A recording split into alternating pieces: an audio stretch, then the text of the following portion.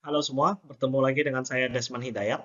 Nah, kali ini kita akan bahas terkait tema pengembangan strategi pemasaran yang efektif. Karena bisnis yang baik tanpa strategi pemasaran yang efektif tidak bisa berjalan. Kita punya suatu produk yang bagus, tapi orang tidak tahu produk kita bagus, tidak bisa berjalan. Jadi ada beberapa aspek yang perlu kita pikirkan ketika kita menentukan strategi pemasaran. Seperti apa itu? Mari kita bahas. Aspek pertama yang penting ketika kita ingin membuat strategi ya untuk marketing adalah tentunya kita perlu tahu segmentasi pasar kita. Ya, jadi kita perlu memahami dan mengelompokkan pasar menjadi segmen yang berbeda berdasarkan demografi, perilaku, atau kebutuhan.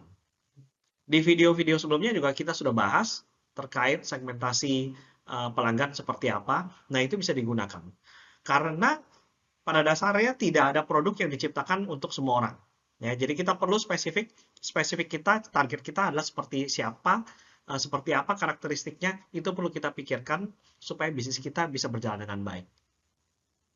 Lalu selanjutnya product positioning. Menentukan bagaimana produk dipersepsikan di benak konsumen. Apakah sebagai produk premium, ekonomis, atau inovatif. Jangan sampai salah strategi. Kalau kita mau bikin produk premium, ya sudah berarti target kita premium. Kita bikin produk yang bagus, harga mahal tapi sebanding. Ketika kita mau membuat produk yang ekonomis, yang memang harga murah, jangan kita buat itu yang terlalu bagus yang sehingga biaya produksinya sangat mahal, keuntungan kita akan sangat sulit jadinya. Ya, jadi kita perlu menyesuaikan seperti apa produk kita dengan target kita tadi seperti apa, itu jadi positioning kita. Promosi dan penawaran.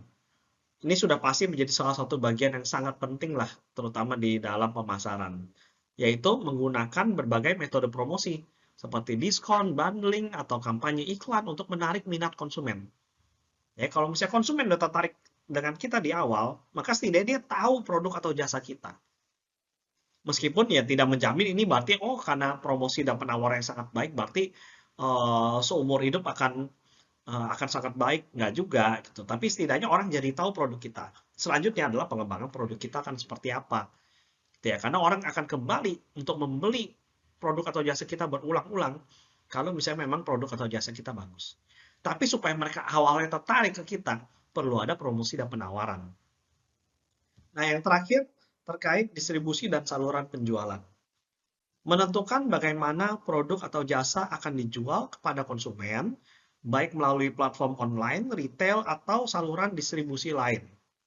Kalau kita jual makanan saja, kalau kita jualnya di restoran, dan di booth, dan di online, ini bentuknya udah beda semua. Ya, jadi kita perlu menentukan yang pasti kita mau masuknya kemana, atau apakah ke semuanya. Biasanya untuk memulai bisnis kita menyarankan supaya tidak masuk ke semua yang terlebih dahulu, tapi fokus dulu di satu atau dua. Setelah itu baru kita kembangkan lagi.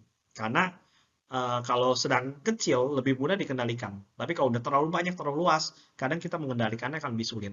Jadi bertahap secara perlahan-lahan mulai meningkat. Demikian untuk video pembelajaran kita kali ini.